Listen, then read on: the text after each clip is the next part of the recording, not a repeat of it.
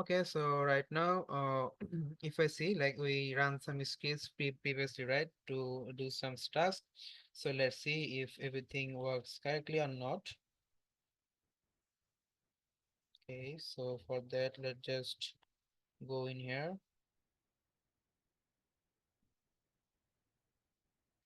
Okay, so to see the cloud input, for that what we can write like the cat cloud, then cat cloud init slash output dot log. Okay, so for that I have to go to the var log cd var slash log. Use lsnc, I can see something. So cat cloud dot init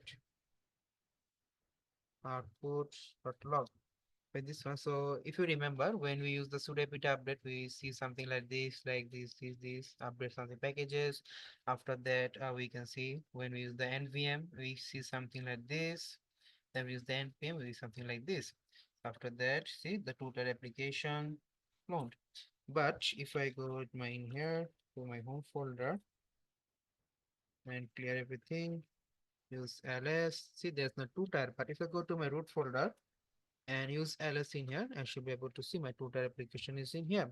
Because why? Because we run the script at the Shebang line where we run the script as a bean to blast. So whenever the server is created, it runs the script as a root user. So that's why everything is in this root folder. Okay. So let's see in the slides what next.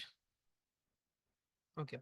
So right now, if I see there is no NVM. If I type the NVM, we can see the NVM not found. If I see the node dash dash v, there's no dot version. Okay, so I have to do this everything again. Okay, so then just copy this command. It happens only for the front end, not for the back end. Okay, so let's just copy this command. Now, if I use NVM, the NVM is here. If NVM install 16. Okay, so it has been installed.